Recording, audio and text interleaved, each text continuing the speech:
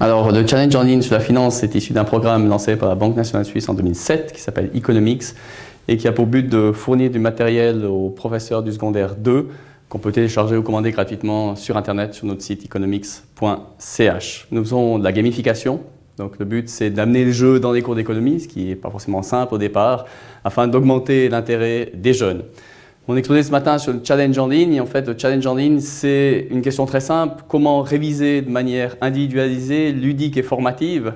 Révision n'est jamais très simple en classe, c'est souvent un petit peu fastidieux. Et là, l'idée, c'est que vous créez un groupe classe sur lequel votre classe va se loguer. Et à partir de là, ils vont remplir toute une série de questions sur des thématiques très différentes liées à la finance, sous des formats extrêmement différents.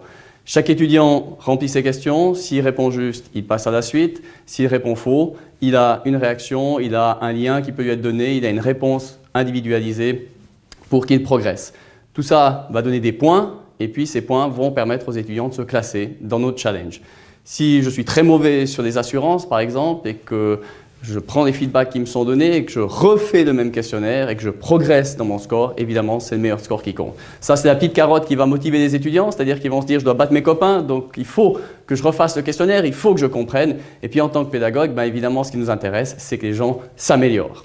Du côté du professeur, le grand avantage, c'est que je peux, via ce tableau de bord, voir comment progressent mes élèves, passer auprès d'eux et avoir des inputs complètement individualisés pour chaque étudiant. Et puis, le dernier point que nous traitons, c'est qu'en fait, un professeur qui se dirait « mes élèves ont un problème sur les assurances, ok, j'ai fait le constat, mais comment je peux m'améliorer? Qu'est-ce que je peux proposer ?» Eh bien, Economics propose aussi d'autres matériels sur les assurances, où on propose des jeux, où on propose des fiches, où on propose des exercices qui vont permettre aux profs d'avoir une porte de sortie et puis d'améliorer les connaissances de ses étudiants. Je crois qu'aujourd'hui, les étudiants ont beaucoup changé. Ça fait bientôt 15 ans que j'enseigne. J'ai plus du tout les mêmes étudiants devant moi. Et je crois qu'on doit rentrer dans leur monde, qui est un monde individualisé, un monde ludique. Et ce monde-là, nous, on y est entré parce qu'on veut proposer des instruments interactifs, individualisés, parce que je crois que c'est le seul moyen de rester connecté au monde dans lequel on vit, et puis surtout en tant que formateur, de rester connecté au monde dans lequel vivent nos jeunes et nos apprenants.